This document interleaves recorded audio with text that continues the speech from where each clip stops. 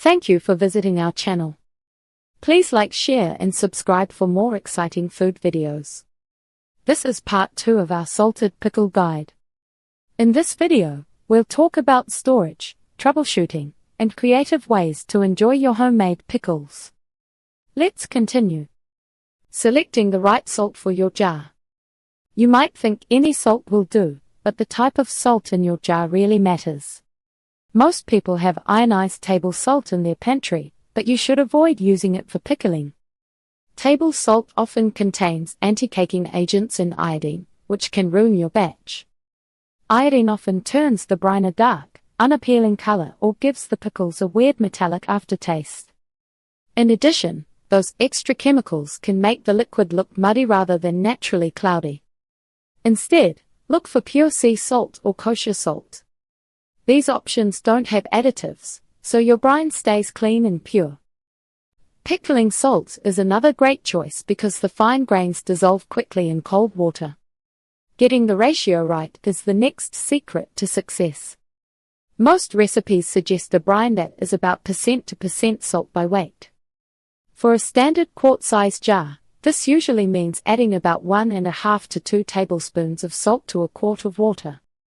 If you use too little salt, the cucumbers might get soft or spoil. However, if you use too much, the fermentation will slow down, and the pickles will be too salty to eat.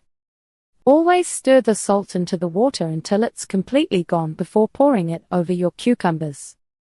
This ensures every piece of fruit gets the same amount of protection, keeping your cucumbers crisp and crunchy. The biggest challenge for home picklers is avoiding a mushy texture. To get that satisfying snap, you have to start with the right produce. Look for curvy cucumbers, which are small, bumpy, and have thick skins. They're much better for the jar than the long, thin-skinned English cucumbers you see at the store. In addition, try to pickle them as soon as you get them home.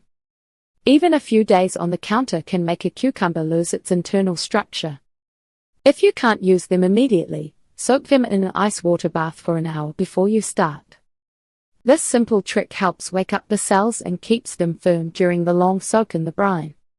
Another pro tip involves adding tannins to the jar. Tannins are natural compounds found in certain leaves that prevent the cell walls from breaking down. You can drop a fresh grape leaf, a cherry leaf, or even a piece of oak leaf into the bottom of the jar. If you don't have access to those, a simple black tea bag works just as well.